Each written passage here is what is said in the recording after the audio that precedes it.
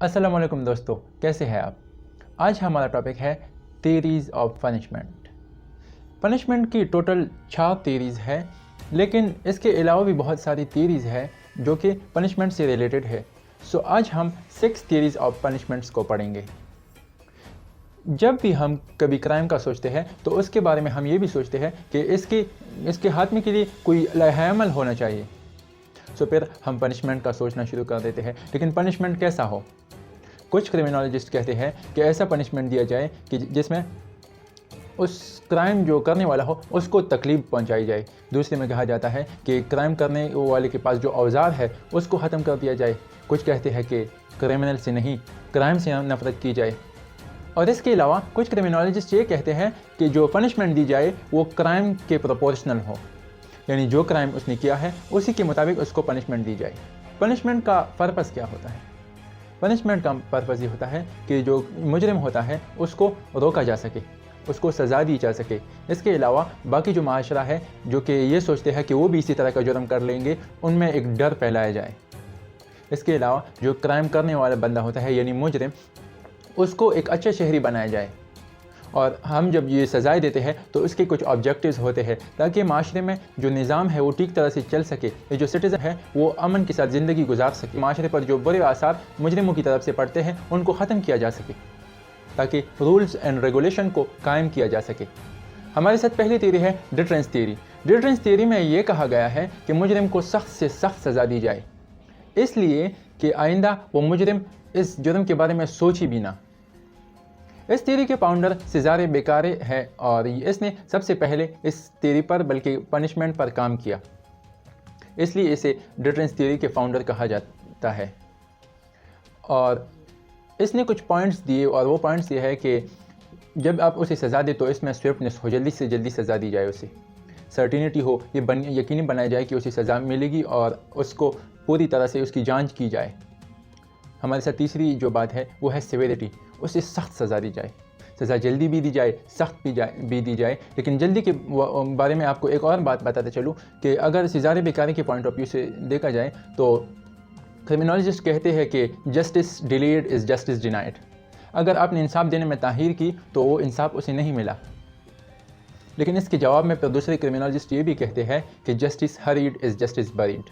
अगर आपने जल्दी उसे सज़ा दी किसी मुजरिम को तो ऐसा ना हो कि आप किसी गलत बंदे को सज़ा दे दें। जैसा कि अक्सर औकात कहीं पे कोई वारदात हो जाता है तो पुलिस वाले छापा मार कर कुछ मुलजिमों को पकड़ लेते हैं, और अगर उन मुलजिमों को सज़ा दी जाए तो ऐसा ना हो कि वो मुलजिम मुजरिम ना हो।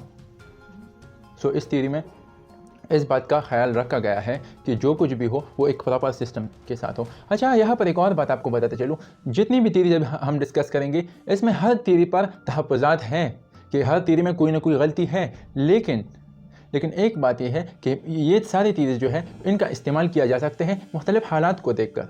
कोई ऐसा केस भी हो सकता है कि उसमें इन सारी थियरीज़ का इस्तेमाल किया जा सके। अच्छा, डिटरेंस में दो किस्म की डिटरेंस होती है, एक स्पेसिफिक डिटरेंस होता है और एक जनरल डिटरेंस।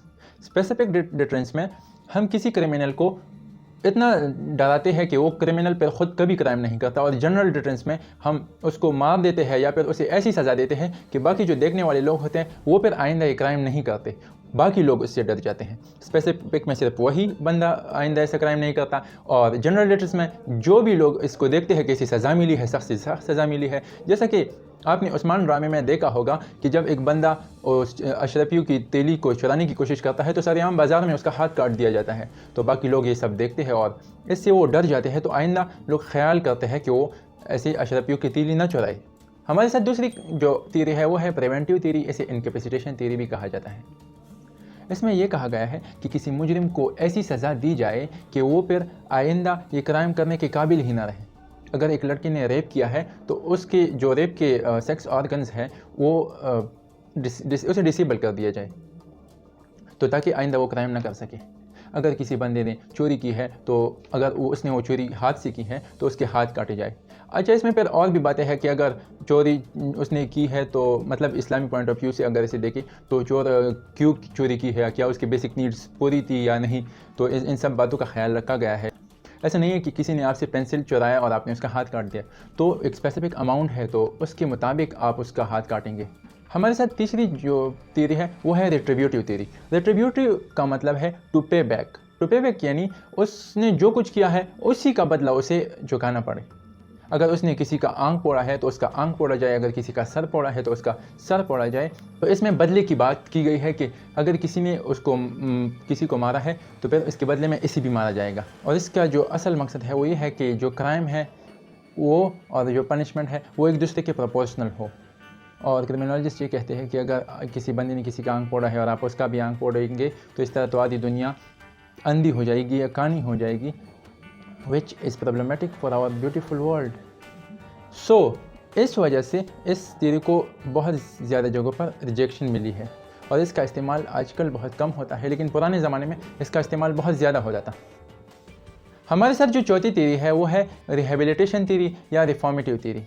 इसमें ये कहा गया है कि इसके बजाय कि हम किसी मुजरिम को मारे पीटे उसे सज़ा दें, हम उसका इलाज क्यों नहीं करते। कोई वजह रही होगी अगर उसने कोई क्राइम किया है, जैसा कि कोई वजह रही होगी कि अभी तक आपने मेरी वीडियो को लाइक नहीं किया और आप अगर मेरी बाकी वीडियोस को देखते आए हैं और अभी तक आपने सब्सक्राइब नहीं किया तो यकीनन कोई वजह रही होगी। इसी तरह इस थ्योरी में ये कहा गया है कि जो क्रिमिनल्स हैं अगर वो क्राइम करते हैं तो यकीनन या वो बीमार होंगे या उसका दिमागी मसला होगा या उसके हार्मोन का मसला होगा, तो इसलिए उनका इलाज करना चाहिए। हम अगर उनका इलाज करेंगे तो इससे वो दोबारा एक अच्छा शहरी बन के दोबारा हमारे माशरे में आ सकते हैं, रेदर देन कि हम उनको सख्त से सख्त सज़ा दें। उस बेचारे ने हो सकता है कि अपनी उसकी इंटेंशन ना हो, एक्सटर्नल फोर्सेस की वजह से उसने क्राइम किया हो, और एक्सटर्नल फोर्सेस कोई बीमारी भी हो सकती है, मुख्तलिफ हालात भी हो सकते हैं। इसमें कहा गया है कि अगर एक बंदा जुर्म करता है तो यकीनन वो ही क्यों जुर्म करता है, कोई और क्यों नहीं करता। उसके साथ कोई मसला होगा ना, उसको हम डील करेंगे कि आपने क्राइम क्यों किया, कि अगर आपने क्राइम किया है तो आप हमें बताइए कि आप क्यों ये क्राइम करते हैं। ये जो है असल में पॉजिटिविस्ट जो थॉट है उस पे बिलीव करता है, उससे इन्फ्लुएंस है, जिसमें कि कहा गया है कि लोगों की मुख्तलिफ बीमारियाँ या इनबॉर्न क्रिमिनल्स होते हैं वगैरह वगैरह। से ज़्यादा लिम्ब्रोसो की थ्योरी हमने पश्तो में आपके लिए एक्सप्लेन की है। अगर आप पश्तो नहीं समझते तो आप मुझे बताइए कि हमें आपके लिए उर्दू में वीडियो बनाओ, हिंदी में तो आपके लिए मैं वीडियो बना दूँगा।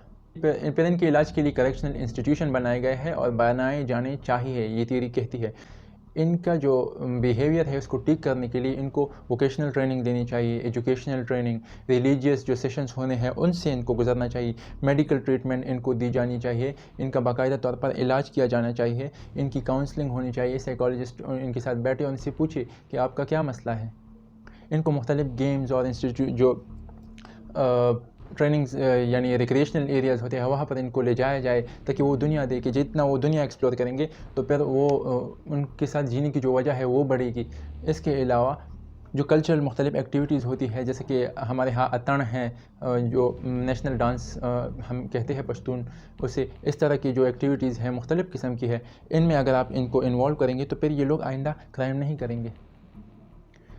इसी तरह जब कोई बंदा क्राइम करता है तो जेल में उनकी रिहेबिलिटेशन का सबसे बेहतरीन तरीका ये होता है, पाकिस्तान में ऐसा होता भी है कि जो मौलाना साहिबान होते हैं वो जाकर उनको बाकायदा अच्छा शहरी बनने की जो तरगीब देते हैं, उनको तबलीग होती है। तो इस तरह जब वो बाहर निकलते हैं तो उनकी टिक टाक दाढ़ी होती है। दाढ़ी से मतलब मेरा कोई नहीं है, मेरी बात का मकसद ये है कि वो एक अच्छे शहरी बन चुके होते हैं। पांचवी थ्योरी एक्सपिएटरी थ्योरी है, जिसमें यह कहा गया है कि अगर किसी बंदे ने जुर्म किया है तो उसे सज़ा दी जानी चाहिए। उसको सज़ा तो मिल गई, लेकिन अब सज़ा काटने के बाद अगर वो दोबारा हमारे माशरे में आता है तो उसे बुरी नज़र से नहीं देखना चाहिए क्योंकि उसने कपारा अदा कर लिया है। एक बंदे ने क्राइम किया, उसको सज़ा मिली, तो उसने क्राइम किया, वो मुजरिम है। अगर उसने चोरी की है तो उसे मतलब वो चोर है, लेकिन अगर उसने सज़ा काटी तो दोबारा अगर वो माशरे में आता है तो आपको कोई हक़ नहीं है कि आप अपने मन में भी ये सोचें कि ये चोर है या ये चोर था। बस एक अच्छा शहरी था और एक अच्छा शहरी है दोबारा से। जैसा कि एक बंदा रोज़ा खा लेता है जानबूझकर, अब वो रोज़ाखोर है, अगर उसने 60 लोगों को खाना खिलाया तो अब इसके बाद आप अपने मन में भी ये नहीं सोच सकते कि वो रोज़ाखोर है। आपके मन पर किसी का कंट्रोल नहीं है। हमारा मकसद जो है वो ये है कि आप एक क्लियर माइंड के साथ सोचिए, आपको तंग नज़र नहीं होना चाहिए। जो छठी थ्योरी है वो है कंपेंसेटरी थ्योरी। कंपेंसेटरी थ्योरी में ये कहा गया है कि अगर एक बंदा क्राइम करता है तो उसको सज़ा देने का सोचने के बजाय जिस बंदे के साथ जुल्म हुआ है, जो विक्टिम है, उसको एक अच्छा शहरी दोबारा बनाने के बारे में सोचा जाना चाहिए, उसे कंपेंसेशन दिया जाना चाहिए। अगर एक बंदा इफ़ेक्ट हुआ है किसी मसाले से तो उसके जो इफ़ेक्ट्स उस पर पड़े हैं उनको हटाया जाना चाहिए। किसी ने ایک بندے کا ہاتھ کاٹ دیا، جس نے ہاتھ کاٹا پہلے تو وہ گناہگار ہے، اسے سزا ملے گی، لیکن یہ جو بندہ جس بندے کا ہاتھ کٹا ہے اس کا علاج کیا جانا چاہیے، اور اس کی ذمہ داری جو پہلی آتی ہے وہ ریاست پہ آتی ہے۔ کسی ریاست میں کسی کا ہاتھ کیسے کٹ سکتا ہے؟ دھماکہ ہو جاتا ہے۔ کسی ریاست میں دھماکہ کیوں ہوتا ہے؟ اگر آپ ایک ریاست ہے تو آپ میں دھماکہ ہونا نہیں بنتا، پھر بھی چلو ہو جاتا ہے، پھر ریاست کی ذمہ داری بنتی ہے کہ جو وکٹمز ہیں ان کو کمپنسیٹ کرے، ان کو جو ان کا حق بنتا ہے، ان کا علاج، ان کے گھر والوں کا خیال، یہ سب کچھ ریاست کی ذمہ داری ہونی چاہیے۔ اس کے علاوہ جو کمپنسیشن کا ذمہ آتا ہے وہ پھر مجرم پہ بنتا ہے۔ ایک بندے نے کسی دوسرے بندے کو نقصان پہنچایا تو پھر اس نقصان کی بھرپائی بھی وہ آفینڈر کرے گا۔ اب اگر آپ نے کسی کا ہاتھ پیر توڑ دیا تو پھر آپ کو اسے دیت، دمن، عرش وغیرہ کی شکل میں اسے پے کرنا ہوگا۔ دیت جو ہے وہ خون بہا کو کہتے ہیں، آپ کی معلومات کے لیے بتاتا چلوں۔ یہ جو ہے 10 قسم کی جو پنشمنٹ ہے، یہ پاکستان پینل کوڈ میں ڈسکس ہے سیکشن 53 میں، آئی پی سی میں بھی سیکشن 53 میں ہی ڈسکس ہے، لیکن وہ 5 قسم ہیں، ان کو ہم الگ الگ ڈسکس کریں گے۔ ہماری اگلی ویڈیو کرائم میں، سن میں، ڈیوینس میں کیا فرق ہے اس سے ریلیٹڈ ہوگی۔ پہلے مجھے لگتا ہے میں کرائم اور ڈیوینس کو ڈفرینشیٹ کر لیتا ہوں، پھر کرائم اور سن کو ڈفرینشیٹ کر لوں گا۔ جہاں بھی رہتے ہیں خوش رہیے، گڈ بائے۔